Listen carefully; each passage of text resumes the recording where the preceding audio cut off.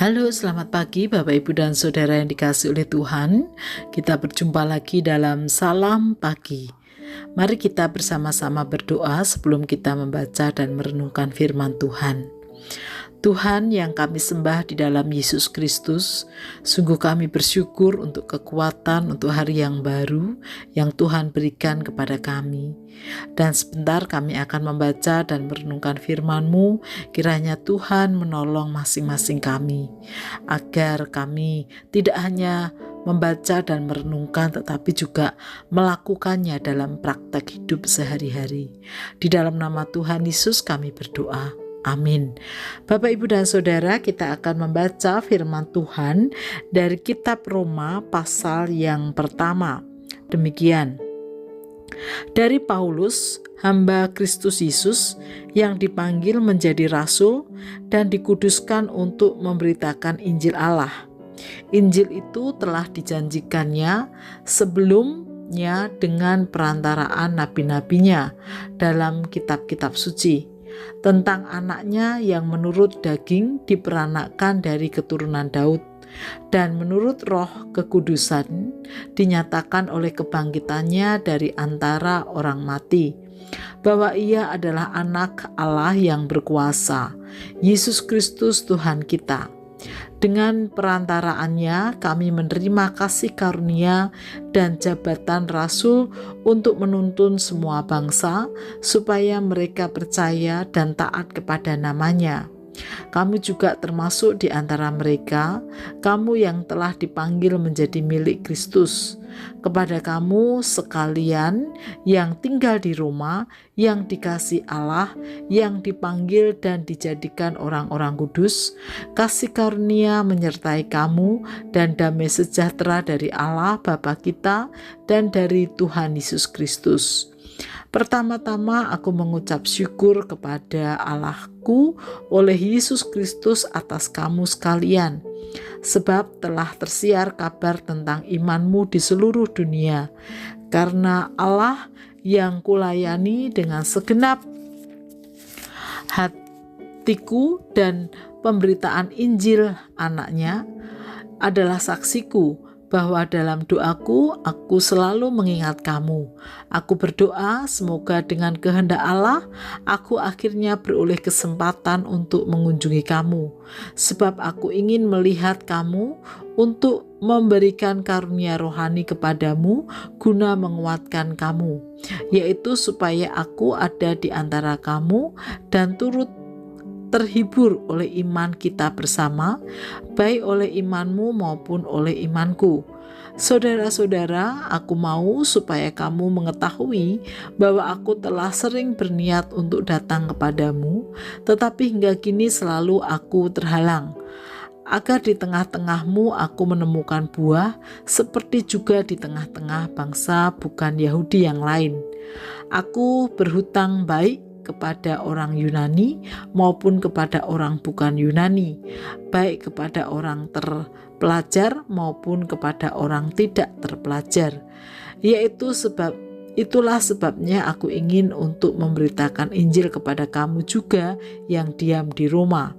Sebab aku mempunyai keyakinan yang kokoh dalam Injil, karena Injil adalah kekuatan Allah yang menyelamatkan setiap orang yang percaya, pertama-tama orang Yahudi, tetapi juga orang Yunani. Sebab di dalamnya nyata kebenaran Allah yang bertolak dari iman dan memimpin kepada iman, seperti ada tertulis, orang benar akan hidup oleh iman. Sebab murka Allah nyata dari surga atas segala kefasikan dan kelaliman manusia yang menindas kebenaran dengan kelaliman. Karena apa yang dapat mereka ketahui tentang Allah nyata bagi mereka, sebab Allah telah menyatakannya kepada manusia. Sebab apa yang tidak nampak daripadanya, yaitu kekuatannya yang kekal dan keilahiannya, dapat nampak kepada pikiran dari karyanya sejak dunia diciptakan, sehingga mereka tidak dapat berdalih. Sebab sekalipun mereka mengenal Allah, mereka tidak memuliakan Dia sebagai Allah atau mengucap syukur kepadanya, Sebaliknya pikiran mereka menjadi sia-sia dan hati mereka yang bodoh menjadi gelap. Mereka berbuat seolah-olah mereka penuh hikmat, tetapi mereka telah menjadi bodoh. Mereka menggantikan kemuliaan Allah yang tidak fana dengan gambaran yang mirip dengan manusia yang fana, burung-burung, binatang-binatang yang berkaki empat, atau binatang-binatang yang menjalar. Karena itu Allah menyerahkan mereka kepada keinginan hati mereka akan kecemaran, sehingga mereka saling mencemarkan tubuh mereka. Sebab mereka menggantikan kebenaran Allah dengan dusta, dan memuja dan menyembah makhluk dengan melupakan penciptanya yang harus dipuji selama-lamanya. Amin. Karena itu Allah menyerahkan mereka kepada hawa nafsu yang memalukan, sebab istri-istri mereka menggantikan persetubuhan yang wajar dengan yang tak wajar. Demikian juga suami-suami meninggalkan persetubuhan yang wajar dengan istri mereka dan menyala-nyala dalam birahi mereka seorang terhadap yang lain, sehingga mereka melakukan kemesuman laki-laki dengan laki-laki. Dan karena itu mereka menerima dalam diri mereka balasan yang setimpal untuk kesesatan mereka. Dan karena mereka tidak merasa perlu untuk mengakui Allah, maka Allah menyerahkan mereka kepada pikiran-pikiran yang terkutuk, sehingga mereka melakukan apa yang tidak pantas, penuh dengan rupa-rupa kelaliman, kejahatan, keserakahan, dan kebusukan, penuh dengan dengki, pembunuhan, perselisihan, tipu muslihat, dan kefasikan.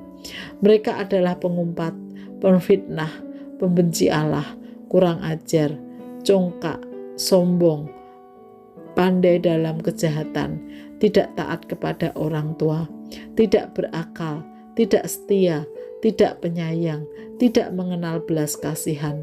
Sebab walaupun mereka mengetahui tuntunan-tuntunan hukum Allah, yaitu bahwa setiap orang yang melakukan hal-hal demikian patut dihukum mati, mereka bukan saja melakukannya sendiri, tetapi mereka juga setuju dengan mereka yang melakukannya.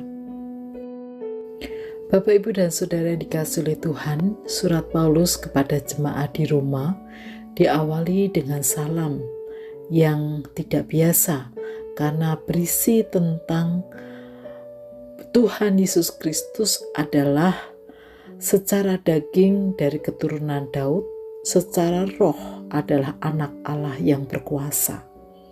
Dari kedua hal ini Rasul Paulus ingin menekankan bahwa Injil Tuhan Yesus Kristus mengajak orang untuk percaya kepadanya.